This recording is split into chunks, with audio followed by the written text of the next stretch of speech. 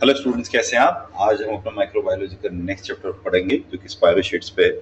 स्पायरोशीट्स में कई सारी अलग स्पीशीज भी हैं जो बहुत इंपॉर्टेंट है, तो हमने क्लब कर दिए क्योंकि एक स्पीशीज पे इतना ज़्यादा मटेरियल नहीं है, इसलिए इतना ही करेंगे। सबसे पहले हम स्पायरोशीट्स को देख लेते हैं कि स्पायरो इनके नाम का मतलब दर्शाता है कि स्पायरल शेप्ड है, फ्लेक्सिबल मोटाइल बैक्टीरिया और यूनिक मूवमेंट होता है उनमें। कुछ में फ्लेक्शन होता है, कुछ में कॉक्सियल रोटेशन होता है, कुछ ट्रांसलेटरी होते हैं। मेनली ये ग्राम नेगेटिव बैक्टीरिया होते हैं जिनमें एंडोफ्लैजेला पॉजिटिव होता है। फैमिलीज इसकी देख लेते हैं। स्पायरोचेटे, जिसमें आ गया हमारा ट्रेपोनम और बोरेलिया, और लेप्टोस्पायरेसी, इसमें लेप्टोस्पिरा आ गया। ठीक है, लेप्टोस्पिरा ऑब्लिगेट एरोवेव्स होता है, इसमें अम्ब्रेला जैसे अम्ब्रेला में होता है ना, गोल यू निकला होता है, ऐसे होक निकले होते हैं इसमें। तो सबसे पहले हम जीनस अपना ट्रेपोनामा देख लेते हैं। इसके अंदर थिन डेलिकेट स्पायरोशेट्स होते हैं जिनकी 6 से 12 कॉइल होती हैं। अच्छा, ये नॉर्मल माइक्रोस्कोपी में नहीं दिख पाते, इसके लिए हम डार्क फील्ड या फेज कॉन्ट्रास्ट माइक्रोस्कोपी में देख सकते हैं।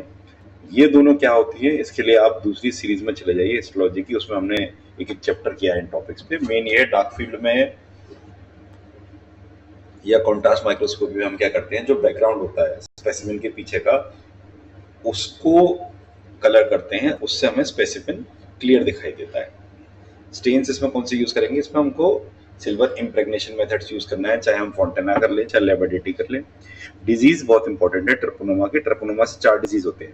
पहला है पेलिडियम, ओ स्पीशीज इसकी पेलिडियम, जो सिफिलिस कॉज करता है, वेनरल डिजीज। वेनरल का मतलब ये सेक्सुअल डायरेक्ट कॉन्टैक्ट से होता है। जबकि एंडीमीसियम एंडेमिक सिफिलिस देता है। अब कई स्टूडेंट्स कंफ्यूज होंगे कि एंडेमिक सिफिलिस मीजल क्या है, तो मैंने शॉर्ट में लिखा हुआ है। देखिए, एंडेमिक सिफिलिस का मतलब ये होता है, ये नॉन सेक्सुअल डायरेक्ट कॉन्टैक्ट से होगा, यानी एंडीमीशियम से भी सिफिलिस होगा, लेकिन वो नॉन डायरेक्ट वहां पे ये नहीं है। कि वो कैसे हो सकता है कि जिस पेशेंट में ये बैक्टीरिया है उसने कोई ऑब्जेक्ट छुआ और वो इन्फेक्टेड था, उसके उसी चीज को किसी और हेल्दी पर्सन ने छू लिया तो उसमें ये बैक्टीरिया आ जाएगा, इसलिए हम इसको एंडेमिक सिफिलिस कहते हैं। फिर इसके दो और स्पीशीज हैं, एक है पर्टेन्यूए, ये यॉस करके बीमारी क्रिएट करता है, और कैरेटियम है, ये पिंटा रखता है। देखिए, यॉज और पिंटा कुछ नहीं है, अभी आपको कॉम्प्लिकेटेड लग रहा होगा। यॉज अफ्रीका में होता है और इसमें स्किन, बोन, मसल्स कहीं भी इन्फेक्शन फैल जाता है। पिंटा काफी लोअर लेवल की बीमारी है और इसमें केवल स्किन रैश होता है, मेनली अमेरिका में मिलता है। तो इस तरीके से भी आप माइंड में रिमेम्बरेंस बना सकते हैं कि अफ्रीका में तो जो चीज़ होती है, जो बीमारी होती है, बड़े वाइड स्प्रेड लेवल की होती है, और यूएस में जो चीज़ होती है वैक्सीनेशन की वजह से वो बहुत कम होती है। हमारे चैप्टर के हिसाब से अगर आपको इतना भी कॉन्सेप्ट इन चारों का तैयार हो जाए तो ये बहुत है। इंडिविजुअली इनको मैं आपको इतनी बढ़िया तरीके से करा दूंगा कि आपको कोई प्रॉब्लम नहीं आने वाली। देखिए, सिफिलिस क्या होता है? Syphilis is a sexual blood born congenital occupational disease. ठीक है, इंक्यूबेशन इसका 10 से 90 दिन में होता है। स्टेजेस क्या है? प्राइमरी स्टेज में पेनलेस हार्ट चैन से बनता है जेनाइटल एरिया पे, यानी कि वॉट या दाने निकलने से पहले की जो स्टेज होती है उसको हम प्राइमरी कहेंगे। सेकेंडरी होता है 1 से 3 महीने, यहाँ पर रैश हो जाता है, म्यूकस पैचेस आ जाते हैं, यानी कि जो खुजाने पे पस्सा निकलेगा उस टाइप का। कॉन्डाइला माटा हो जाता है। कॉन्डाइला माटा कुछ नहीं है, एक तरह का स्किन इन्फेक्शन ही होता है ये। शरीर में गम्मास हो जाते हैं, कार्डियोवास्कुलर लीजन हो जाते हैं, न्यूरोसिफिलिस हो जाता है। कार्डियोवास्कुलर लीजन आप समझते ही हैं कि जितना हमारा कार्डियोवास्कुलर क्षेत्र है, रीजन है, वहां पे छोटे छोटे घाव हो जाना। और न्यूरोसिफिलिस एक बहुत सीरियस बीमारी है। इसमें क्या है, जो ये बैक्टीरिया सिफिलिस है, इसको एक्सेस मिल गया आपके नर्वस सिस्टम का। तो सोचिए, अगर आपके सेंट्रल नर्वस सिस्टम में अगर कोई बैक्टीरिया का एंट्री हो जाए तो वो कितनी वहां तबाही मचाएगा। ठीक है ना, तो ये इसकी टर्शरी स्टेज होती है। लेबोरेटरी डायग्नोसिस ऑफ सिफिलिस में क्या करेंगे, डार्क ग्राउंड माइक्रोस्कोपी करेंगे, और इसमें हमें फ्लोरोसेंट एंटीबॉडी चाहिए होता है। तो डीएफए-टीपी और भी बहुत तरीके की है। सिंपली ये है कि बैकग्राउंड हम स्टेन करके ब्लैक कर देंगे और उसके बाद सिफिलिस को हम फ्लोरोसेंट इसमें एंटीबॉडी डालेंगे, तो फ्लोरोसेंट एंटीबॉडी इससे जाके सिफिलिस से चिपक जाएगी और लूमेंस देगी, यानी कि लाइट में वो अलाउड दिखने लगेगी। वैसे वो नहीं दिखती, लेकिन क्योंकि बैकग्राउंड डार्क है और यहाँ पे फ्लोरोसेंस है तो बिल्कुल क्लियर दिखेगा आपका। सेरोलॉजिस की इतनी इंपॉर्टेंट नहीं है अपने लेवल तक। ट्रीटमेंट ऑफ चॉइस क्या है? Penicillin G. ठीक है, तो आप जितना आपने माइक्रोबायोलॉजी पढ़ी होगी तो उसमें आपने देखा होगा कितनी सारी चीज़ों को पहले पेनिसिलिन से ही ट्रीट कर लेते थे। ठीक, अब है नॉन वेनरल ट्रिपनोमेटोसिस, नॉन वेनरल का मतलब ये कि जो direct contact, non sexual direct contact से फैल रहे हैं। इसमें हमारी 3 स्पीशीज आ गई, एंडेमिशियम, पर्टूनिया, कैरेटिनियम, और 3 डिजीज पढ़ ली हमने, एंडेमिक सिफिलिस, यॉस, पिंटा। ठीक है, मेन इसका स्प्रेड कैसे होता है, direct in contact, common in poor hygiene. फिर हमारा दूसरा जीनस आ गया, जीनस बोरेलिया। इसमें लार्जर स्पाइरोशीट्स मिलेंगी और इर्रेगुलर व्हाइट कोन्स थी। अभी हमने एक जीनस करा था, उस जीनस की 4 स्पीशीज करी थी, उन 4 स्पीशीज के डिजीज करे थे। ठीक है, अब हमारा दूसरा जीनस आ गया। इसमें ये मेनली आर्थ्रोपॉड बॉर्न होता है, यानी कि जो टिक्स, खून पीने वाले जो कीड़े होते हैं, उन्हीं से ये मेनली स्प्रेड होता है। 3 इसकी स्पीशीज होती है, रिकरेंटिस। रिकरेंटिस क्या करती है, ये रिलैप्सिंग फीवर लाती है। फिर है बर्गोडोरफेरी, ये लाइम्स डिजीज कॉज करती है। थर्ड है हमारी बी विंसेंटी, ये विंसेंट्स एंजाइना कॉज करती है। ठीक है, रिकरेंट फीवर, रिलैप्सिंग फीवर तो आप समझ ही गए होंगे। रिलैप्सिंग फीवर का मतलब ये होता है एक फीवर जो, मान लीजिए किसी को 2-3 घंटे तो फीवर आया, 2-3 घंटे फीवर आने के बाद 6 घंटे वो नॉर्मल हो गया, उसको लगा कि भाई साहब मुझे तो कोई बीमारी है ही नहीं।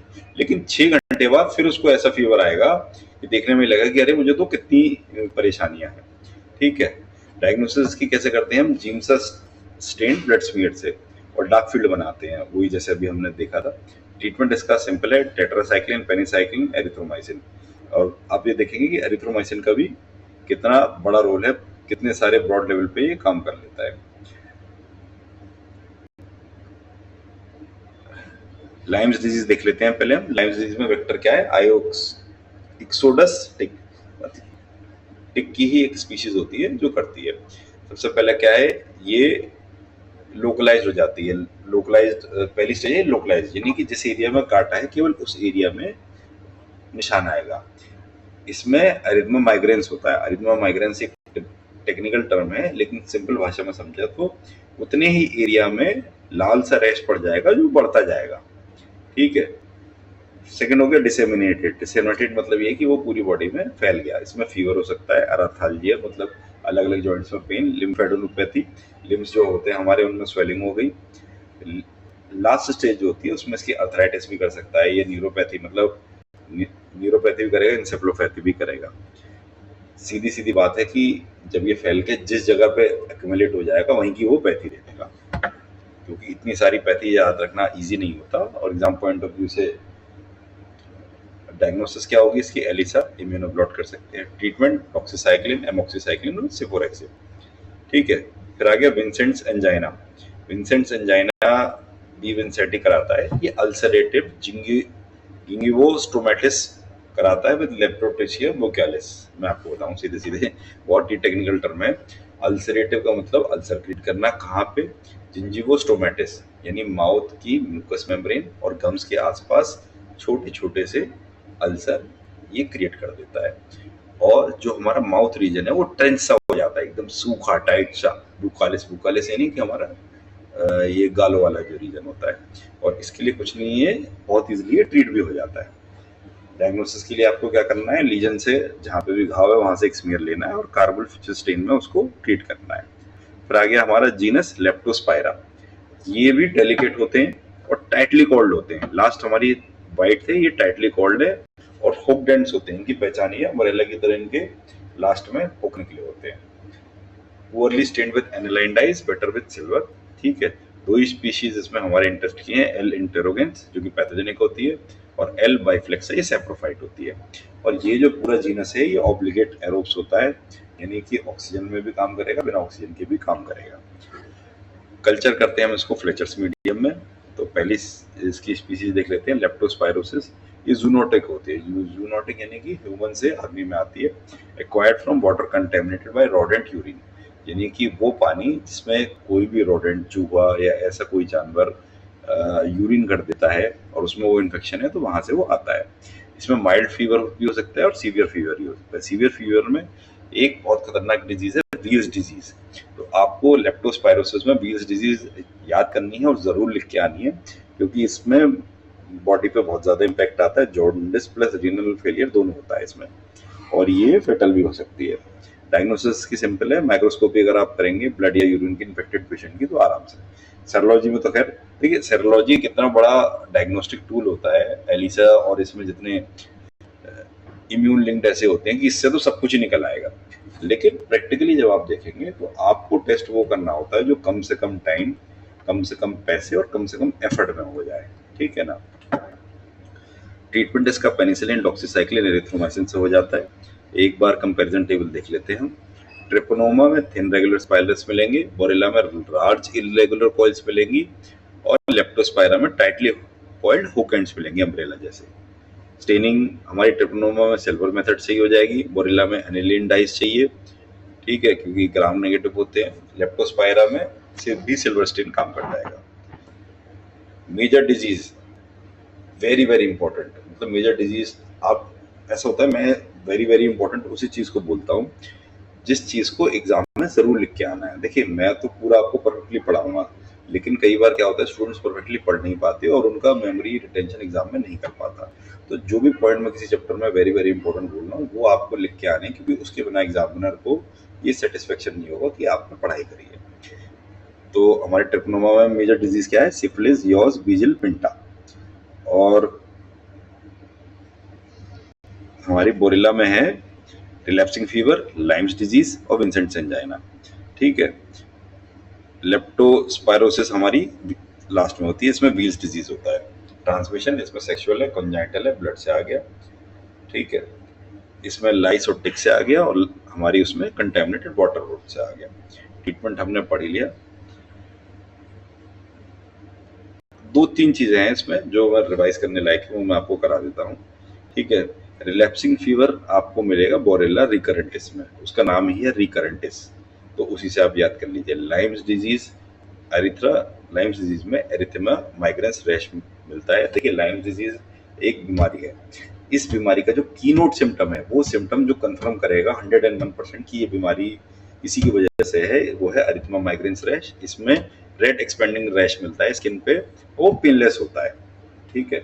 फिर आगे विंसेंट एंजाइना, ये बोरेला विंसेंटी भी कराते हैं और लेपोट्रिचिया भी कराता है। और बीज डिजीज में सीवियर लेप्टोस्पायरोसिस होता है, यानी कि जॉन्डिस प्लस रीनल फेलियर तक होने के चांस रहते हैं। ये हमारा चैप्टर खत्म हुआ। इस चैप्टर में कुछ डेटा थोड़ा ज़्यादा था, तो मेरी कोशिश तो यही रहेगी कि मैक्सिमम मैं इसको छोटे छोटे कर सकूं। इस चैप्टर में हो सकता है आपको एक दो बार वीडियो लगे, तो उसको कर लीजिएगा। कई बार डेटा ज़्यादा होने पे हमको एफर्ट थोड़ा ज़्यादा डालना पड़ता है।